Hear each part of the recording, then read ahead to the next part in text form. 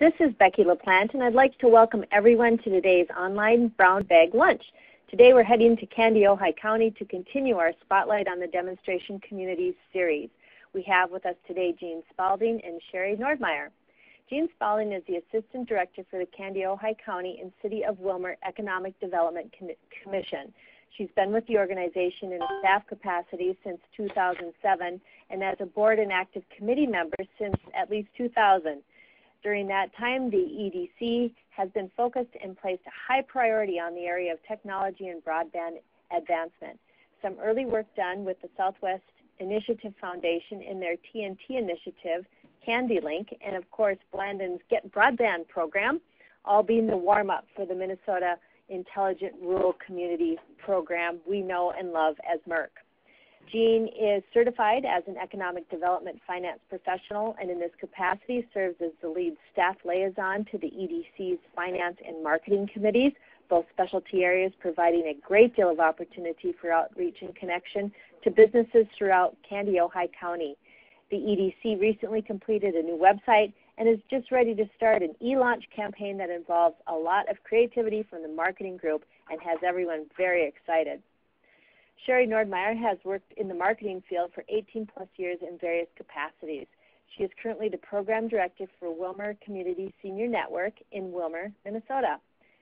WCSN, which was started in October of 2008, is a nonprofit organization that connects seniors age 65 plus to volunteers and resources.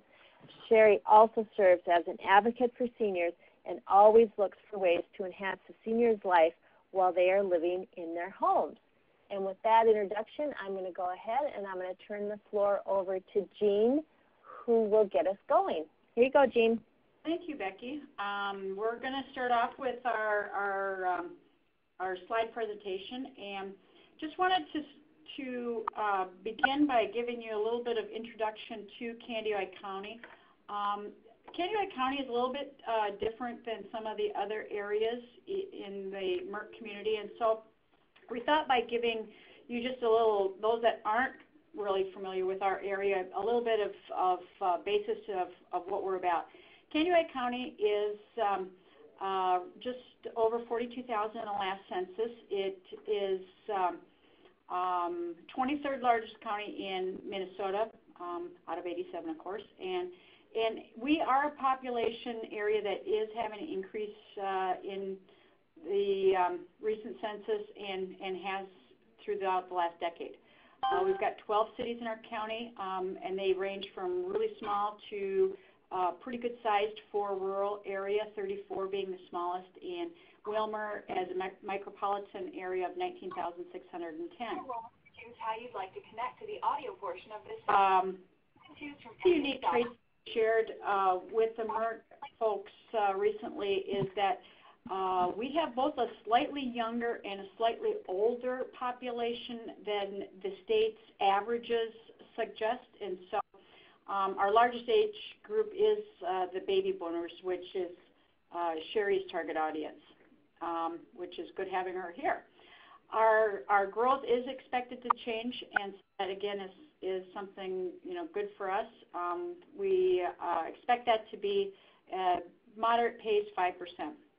Another interesting factoid is that we have the highest percentage of Hispanic or Latino residents. That doesn't make us the highest number of Latinos, just the percentage of our population.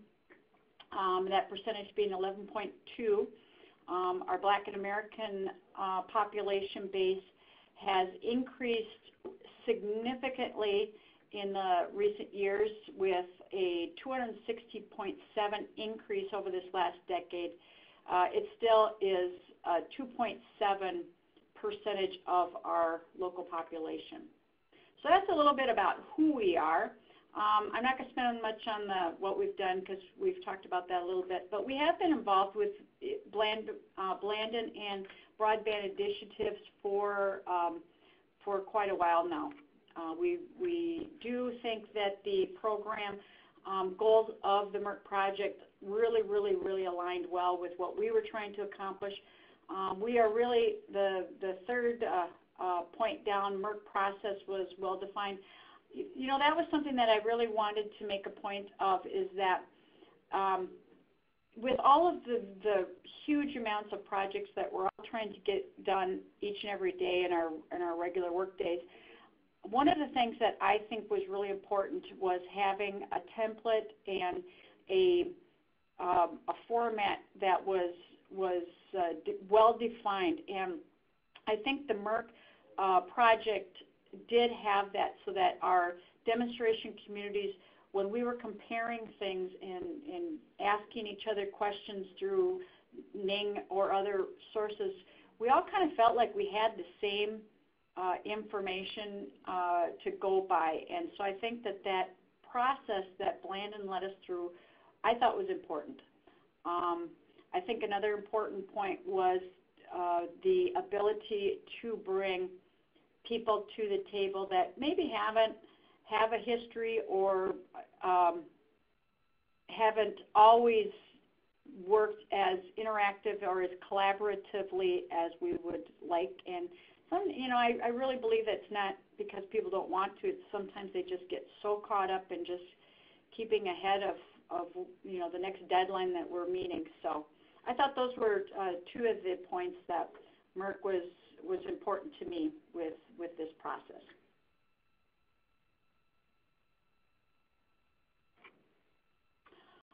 We're going to talk a little bit about our projects, and feel free, if you have questions, just throw them out at any time, and we'll do our best to answer those.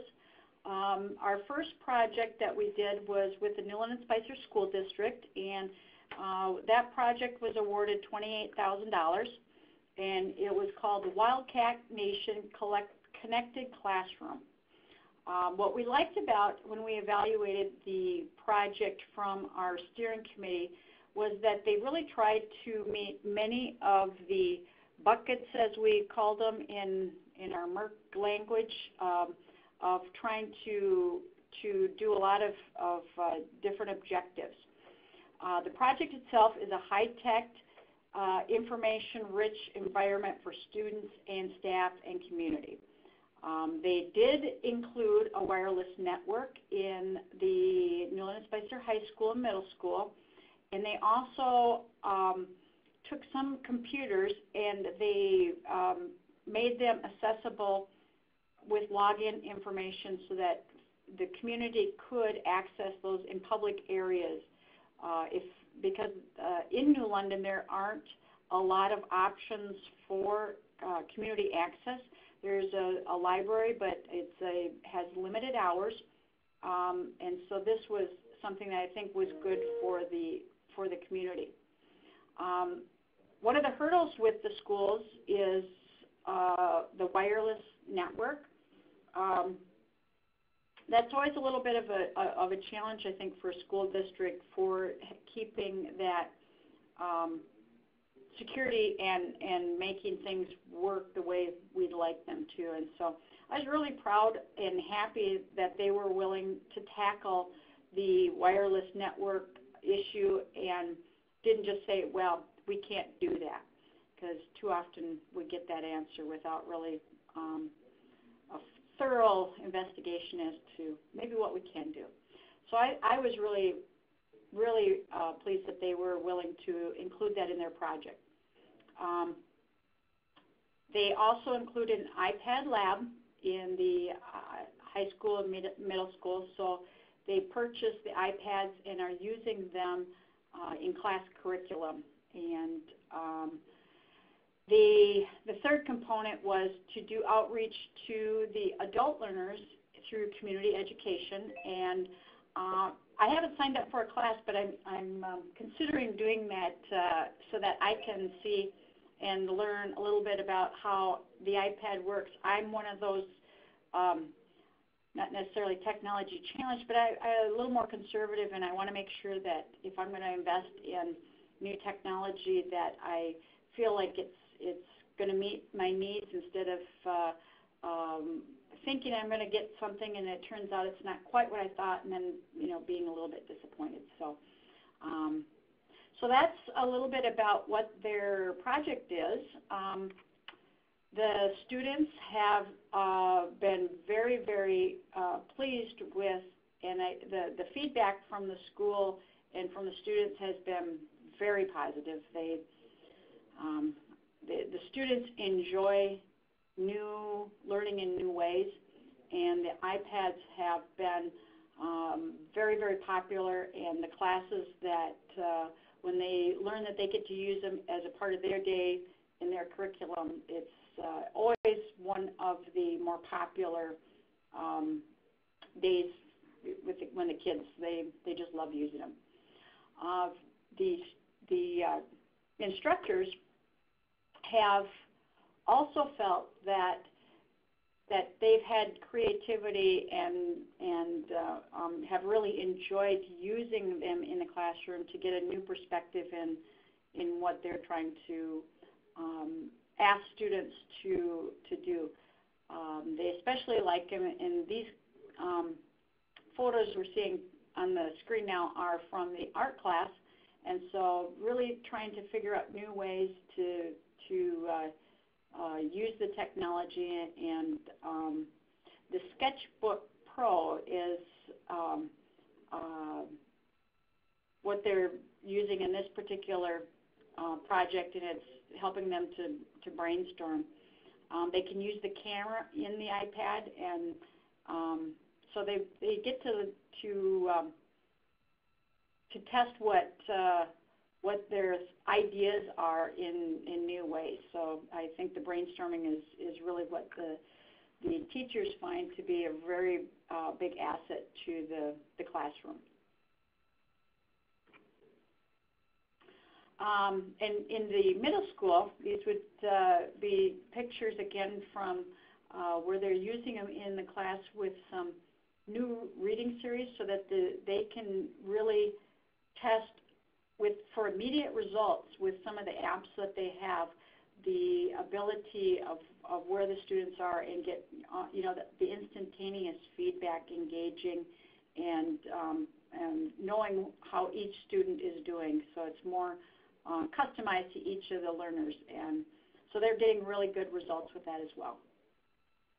One of the things that the project has brought to the administration and the school board's awareness was that once they started learning more about what their technology needs were and what the possibilities were, they were surprised, maybe not entirely, but they really did learn that they are not keeping up in the technology that's available and new ways to bring curriculum and topics to challenge the student in the classroom. And so as a part of that, which was a little bit of a surprise for me, the Newland and Spicer School District is a relatively conservative school board.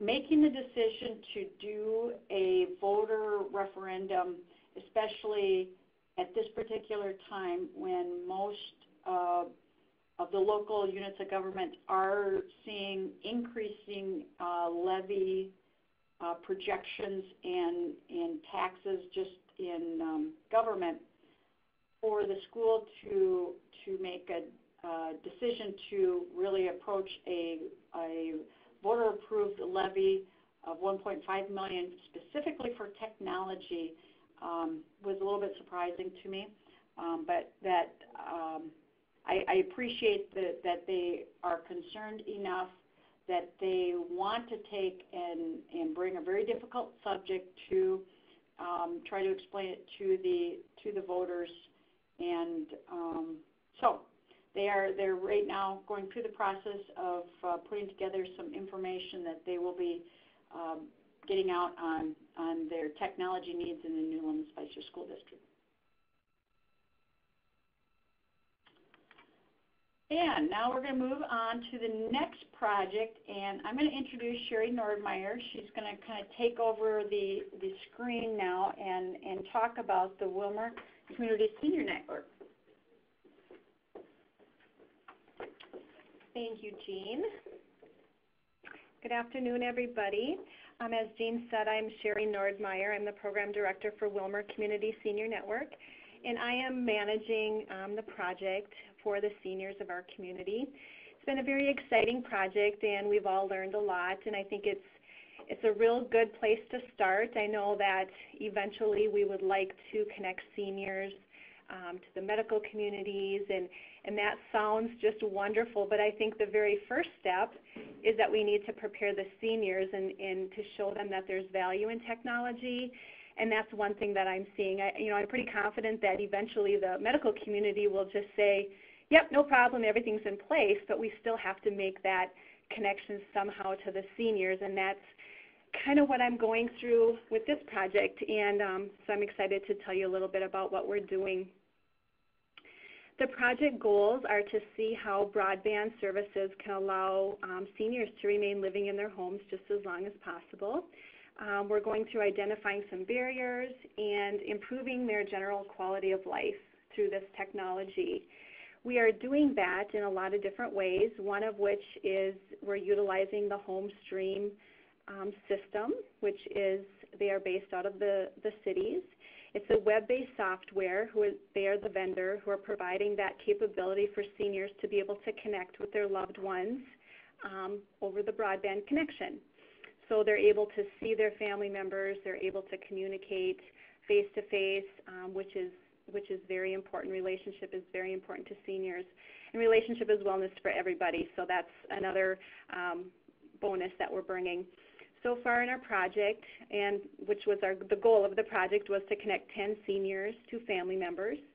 And with the broadband dollars, we were able to purchase equipment, so a very nice touchscreen computer for each one of the seniors, and their family member would then get a laptop computer. So they would have the equipment necessary to make all this video conferencing happen. And so we've gone through, we've done the installations, and so far 10 seniors are connected with 15 family members. And the latest exciting connection that we're able to make is we have a 92-year-old lady who is living in her home still, and she's able to reconnect with her volunteer opportunity. About a year and a half ago, when she was volunteering as a grandma to the Head Start children at our local Head Start program, she loved to do that. She was a retired teacher, and she really couldn't, because of the possibility of her slipping and falling in the ice in the winter and getting there 3 times a week to the children. She just had to quit. And so in serving her, which we've done for a while with our volunteers, and seeing this opportunity come up, I talked to her, and she was so excited to be able to connect through the computer to the Head Start classroom. And now she's going to be able to be a part of their one-on-one reading with children, be a part of big or large activities with the kids too. So very exciting possibilities of where this technology can take seniors. So that is one of the success stories. Our seniors range from age 65 to over 90, 92 I think is our oldest. And they really encourage me as they, I think, well, what are the barriers when dealing with seniors and technology? And, some of them some of them say no, and those are the ones that aren't a part of the project, but the 10 that said yes, boy, they want to learn. And that's really encouraging to me, because sometimes technology can be overwhelming.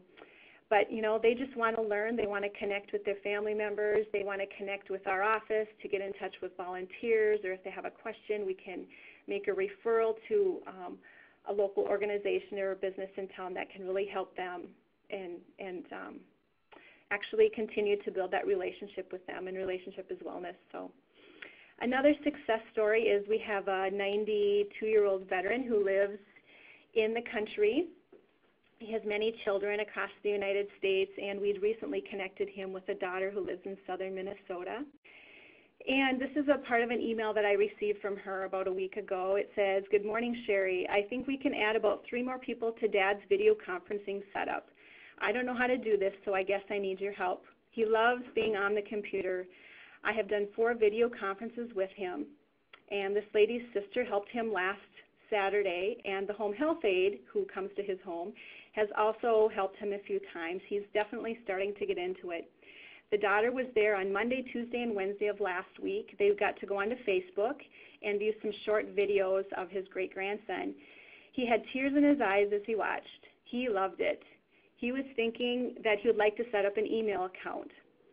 And in getting in touch with some of the people that he wanted to connect with, their comments back to me were, we are so excited to begin. We can't wait to video conference with Grandpa. This is so cool. We never thought our 90-plus-year-old Grandpa would be so techie. So there again, they encourage me, and they're excited to just keep learning and learning.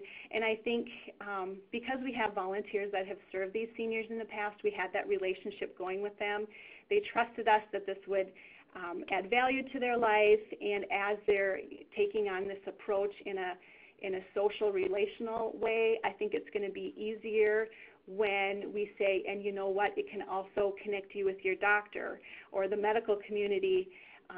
And so this is just a really good way to bridge and to see what the barriers are in working with seniors in technology. So some of the opportunities that I believe are there is that this has been a learning experience, number one for me, number two for our volunteers, for the seniors and their families. We've been able to pair them up with new volunteers who bring their expertise of technology, some people who love technology and they have a passion for seniors, so we're able to add that to our community as well, that people are able to volunteer and give back to these seniors, so that's a great opportunity. We currently have a couple volunteers that will be starting within actually this week, going in and kind of going through a survey with these seniors so I can start to get some feedback on what is hard for you with technology, what do you enjoy about the technology, is the computer easy to use, and so I'll be gathering some of that feedback and passing that on to Blandon as well. And as we're serving these seniors, we're finding that they're at many, many different levels. Some seniors have had a computer in their home before, they have an email account, and some seniors have never even seen a computer before. So our challenge is to go slow enough for the ones who need to build confidence, but yet have some things that challenge the seniors that want to learn more. So our volunteers are also adding things like the atomic learning, that capability as well to some of the seniors who want more. And so we're really trying to do a good job to challenge all of the seniors, but yet be there to help them through these experiences. Some of the barriers so far I wanted to list for you are that, you know, there are some family members that lived in different areas of Minnesota where they just didn't get good enough reception. And there are certain upload and download speeds that are required for video conferencing, and we just couldn't get those signals. So that was kind of a bummer, but yet it's a reality, and it's a barrier that's currently out there. The Park Rapids area and the Princeton area were two of the areas that we just couldn't get good connections. But thank goodness they had family members in different areas that they wanted to connect with. Another thing is that some of our local providers, you have to sign a contract. You know, with 3 or 4 that we're currently working with, they didn't. We could do monthly. But, you know, that's going to be a barrier for seniors, especially eventually when we want to connect them with the medical community. I mean, how are you going to say, to do a doctor appointment, you have to have a computer, and, oh, by the way, this is your contract for a year, you know, this is your monthly fee. They're going to go, no thanks. And I guess I can't blame them, so that's one thing that I'm hoping will change so we can be an advocate for the seniors and the whole population actually, is to get where you don't have to sign a 12-month contract to have the seniors try out this technology. That's a thing of the future. I've also learned there's some really neat tools out there so you can test your upload and download speeds on your computers, and it just takes 40 seconds and it's free. So, you know, we can have some diagnostic tools at our fingertips on the technology. Speakeasy.net and digitallanding.com are the two that I have found. The other one is where you can, you know, put in a zip code and you can see what providers are there, whether it's wireless or wired or cable providers that have the information to know, you know, who you can connect there. So that's kind of a wrap up of our project. It's been very exciting. We hope to continue to enhance the project as we go on, and I really think that the 10 seniors so far that we have hooked up will continue after the project is done, and they're seeing value, and we're learning, and we've definitely increased broadband use. So thank you. Any questions for Sherry? Okay, we'll move on to the next project. We've partnered with PCs for People. With the statewide partnership, of course, everybody, demonstration communities were awarded PCs for People in their community. We also funded a local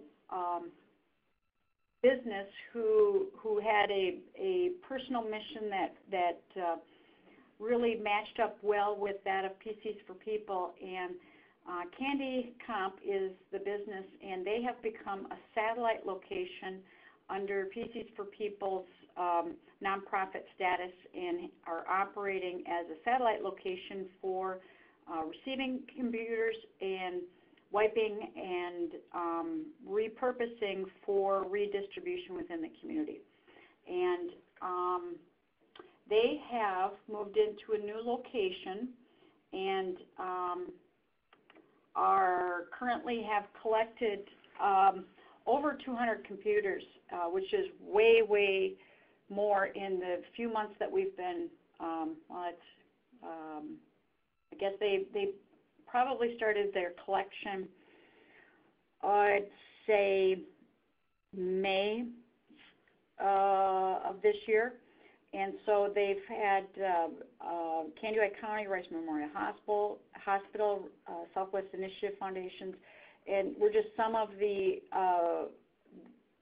those commercial venues where they've received them. We have not. We talked about initially whether or not we were going to do a collection drive.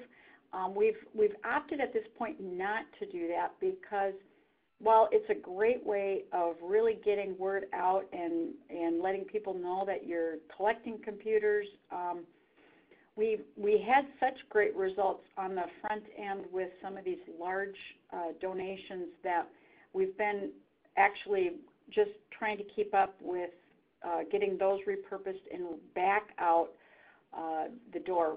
Again, on the distribution side, we have not done any advertising or even really much for PR. And the main reason is because we are really concerned that the demand would just explode to the point where we would be overwhelmed with requests that we just couldn't handle. And so at this point, we've been doing referrals only for the distributions. That's family, people that know about the program and recommend it to somebody. And then other referrals have been coming through Kandiyohi County Family Services, Heartland Community Action Agency, PAC4, and then some of the cultural groups, including the Somali Women and Family and the Wilmer Area Multicultural Business Center. And so those have been our primary referrals, and we certainly have more people that we can distribute than we've got the computers for. But so it's really been going well.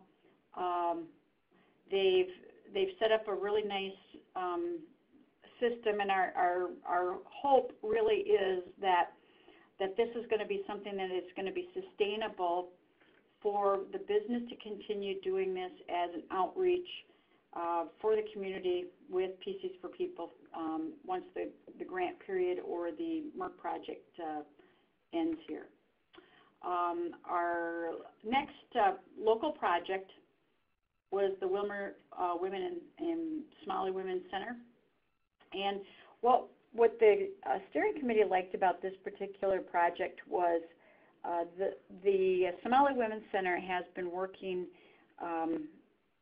in the area helping. It started out just kind of as an outreach to Somali women, and in our area there's been different nonprofit groups serving the Somali community or the East African community, and depending on the region that a family might come from would depend on whether they would configure with one group or another. And what we found is that when Lul started the Somali Women's Center, she focused on women's needs, families' needs, and that became more important than the regional issues that previously had kind of defined who would perform services for a person or a family. And that has evolved into where her organization has attracted more. They've been doing some after-school programming.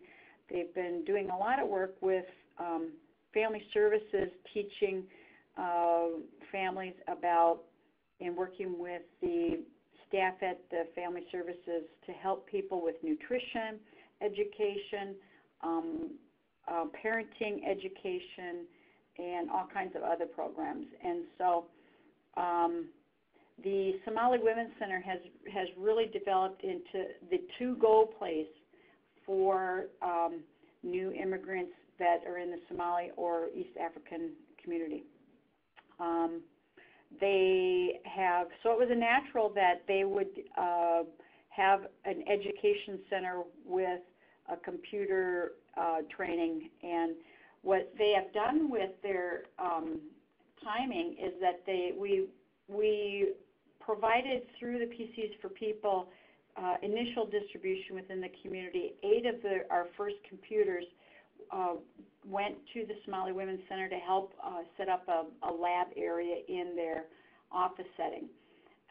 In that space, then they can do computer training classes 3 evenings per week, and they've been very, very very successful. Abdi, the instructor, is a computer tech with Geneo Turkey Foods here in Wilmer, and is very, very fluent in both English and Somali. So he's a very popular instructor, and he has been able to customize content and his training for those that depending on what level they're at. They also have the Atomic Training Series loaded on the computers so that they can have access to additional training, and hopefully then if people can graduate into other programs, then Abdi can refer them to the other programs that the MIRC program also has with Workforce Center and with the Knowledge Worker programs. The EDC has also a program for website grants, and we are using matching funds through our organization to fund the website grant. And so far we have approved 8 of the up to $500 matches for businesses that are going to have a first-time website or take an existing website and enhance it so that they are doing more with it, or they can provide us with a reason why there being a new marketing plan that is including the social media, especially with many of our businesses being involved in the MIRC programs with the extension.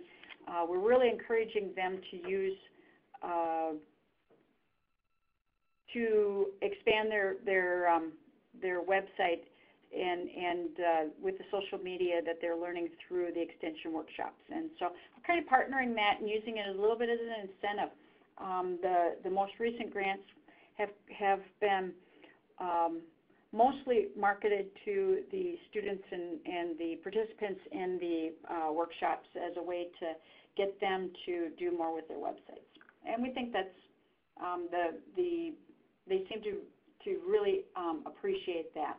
They're trying to invest in their business, and this is a good way to help them. The last project that we're proposing is the remainder of the dollars that were not allocated in our initial RFP process was a remote learning center with the Mid-Central Research and Outreach Center, and that's an initiative through the University of Minnesota to do more outreach in rural areas. And so the last of our funds will be for a connected classroom. We're really excited about that because the technology that they are going to be using with the interactive communication is going to be good for all of us. We really don't have a center that is available to the business community that we could, book and use for training needs that a company might have. So it opens the door to a lot of different training and learning opportunities for both residents and the businesses. Of course, the statewide partners, you guys are all familiar with that, so we don't have to go into much detail. We can just kind of wrap it up with questions. But our extension workshops have been going really, really well. We had one series of workshops that we did, and now we're repeating some of those and then adding more. And so as of last week, we had 85 different participants, and many of those have been in multiple workshops. And so they kind of pick and choose the ones that have been of interest to them or meet their needs.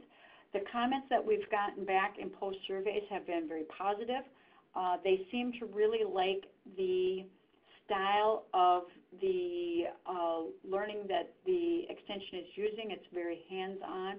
And the other comment that we've gotten consistently is that the participants really think that having content focused on a category, for example, Google Tools, they get more out of that than if it was just e-marketing type of a scenario. So that's the kind of feedback we've gotten. The adult basic education through a partnership with DEED has developed a program for adult basic learners, and it was really intended to help get some of the people that the workforce center is seeing that don't have the necessary computer skills to even apply for a job, and so they've been working through that process, and they didn't have their numbers at the last meeting, but I'm hoping that I'll get them for our monthly update here. And then just the, this slide was actually in the deck from our site visit last week, and so it really just talked about the other statewide partners.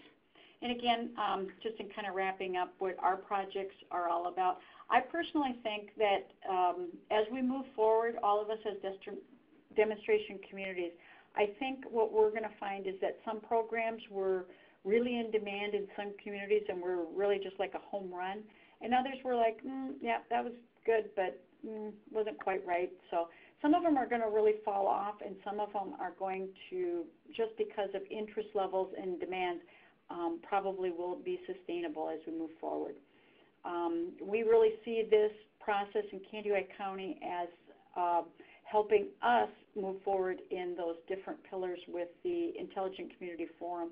It's, we all have to be concerned about staying a step ahead in our own economic development. When it comes to technology, we have to keep fighting for it for our businesses in our communities, in our areas, in order to keep building the jobs that we need for our community to be sustainable and have jobs that people can make a living at. For us, entrepreneurship and small business is really key, and it's really what's going to help us in our community growth and prosperity. So, but I'm singing to the choir, so I don't have to say that to all of you. That kind of concludes our presentation, and so if there's any questions what we're doing, I'd be happy to answer them now. Thanks, Jean. This is Becky, and thank you, Sherry. I see that Bernadine has a couple of questions in the chat box. Oh, okay.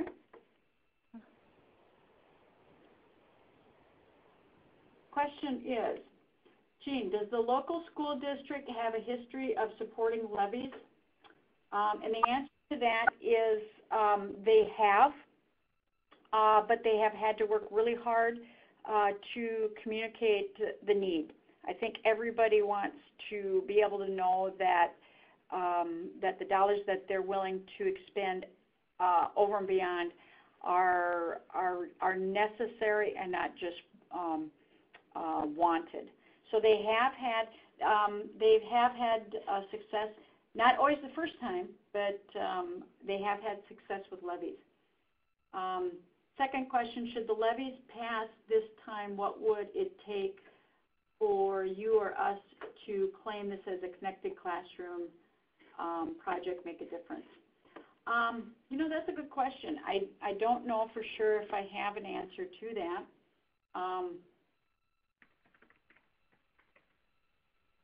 I think that the school district is certainly feels very, and made the point very strongly in our site presentation that it was the impetus of this Wildcat classroom was what really showed them as they started digging into what they needed to do to accomplish the goals of that particular project, that their infrastructure in particular was not where it should be or needed to be. So I think that they're more than willing and have said that the MIRC project was an impetus in the need to do more in technology. Last question, how do you collect feedback from the various workshops from Extension and Deed? They do a post-workshop evaluation with every class, and so it's a lot of written, it's some fill in the blanks or grade the content on a scale, but lots of comments are also included in those feedbacks, and so I feel pretty good that they are being honest and forthright in their evaluation of the sessions. So, any other questions that you have, Becky?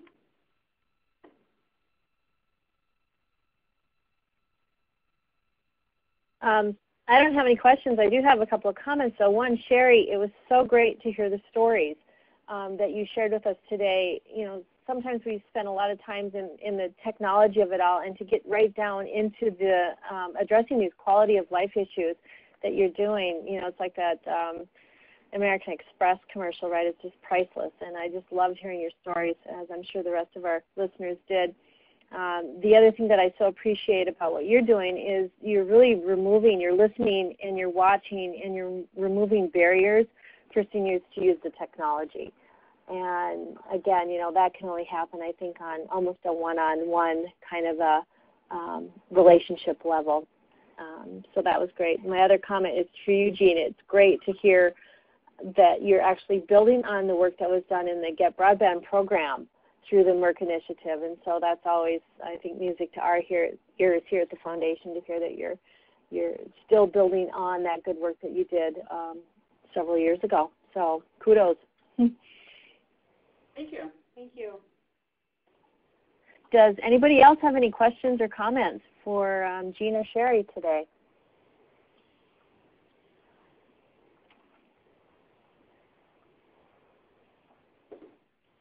Quiet bunch.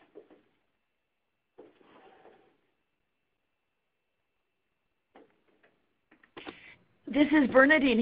Hey, Jean. Took me a minute to unmute. Would you share any general impressions you had or experiences, what it felt like to do your dog and pony show to our assessors from out east? How did that go? And do you have any just comments for the rest of us about what that was like for you to really showcase what you've accomplished so far?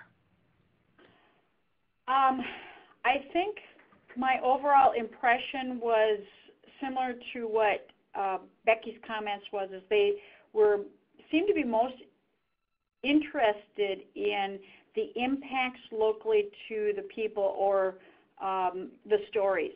That seemed to be really what they wanted to know was how these projects were interrelating with people. And so Sherry's examples were very well received by our friends from the East, it appeared. They had good questions. When we went to the Somali Women's Center, and when we went to their location, that physical location is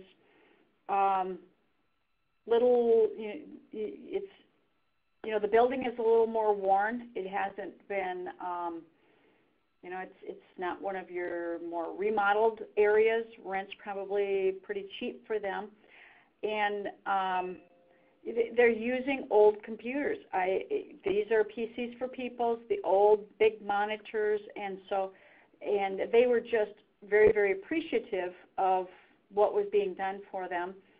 There was quite a few people that came to, I think, stand and look at us while we were in their center looking at and seeing what they were doing. And I think that was really what they were wanting to see, is how does the work impact the community and the people that we're trying to serve. Would you agree with that, Carl? You were in on the tours as well. Hang on, I just had to unmute. Yes, I would agree, Jean, and I think it was really interesting that Lowell made a point several times about the need for more grant dollars. I think she was making a point there that they really need additional help to kind of do all the things that they're asked to do there. So, but yeah, I agree with what you said. And I think the PCs for People is a model that I think we showed in this example that it can be duplicated using a for-profit business, and that works really, really well in our scenario for a couple of reasons. Is they have the technology abilities to do the work quite easily. Another good school partner would be a community college or educational that has a curriculum that is matches up with computer repair, would be another good partner. But this works really, really well. Their diagnostics is perfect for exactly what we're doing with that. And so I'm hoping other communities can find a way to find a partner and bring that program to them. I think it's one that really helps peoples and families in particular. I know Carl's initiative was focusing on really identifying students within the school system. It's a little harder for us because we're countywide, and so we've got so many school districts that kind of touch our area that if we did that, the number would be probably overwhelming for us. But good high goal is a good goal, so maybe we should take after their role and goal and look for families in the schools that need computers as well. So. Well, let me just add, Jean, too, that it's Roy, right? Not Ray. Roy. Right. Yeah.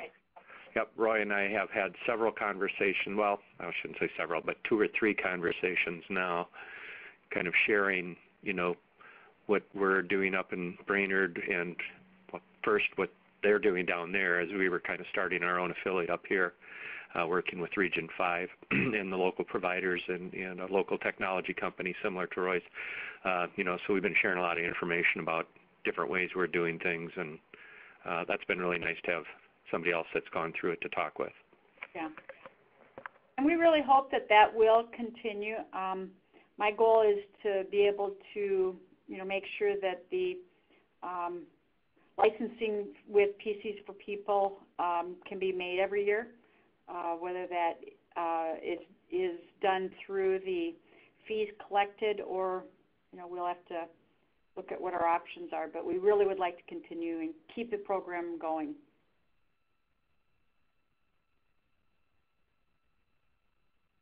Any more questions for Jean or Sherry? Great job down there, Jean and Sherry. Thanks, Carl. Okay, and thank you both for sharing your projects with us today and the energy that you have around them, and for making this webinar possible. I know that you put a lot of work into it, and we really appreciate you sharing out. And I had a question from Thomas that I just responded to. I usually do get the audio recordings of the webinars up on the same day. As soon as the system sends it to me, I'll pop it up there. So we'll have that up there into perpetuity. So thanks to you guys. I want to let everybody know that our next Spotlight on the Demonstration Communities will actually be next Tuesday. We've got another one coming right up around the corner on October 11th, where we'll be checking in with Dana McKenzie up there in Cook County. So with that, I'll say thanks, everyone, for joining us today, and have a great rest of your day. Bye-bye. Bye. Bye.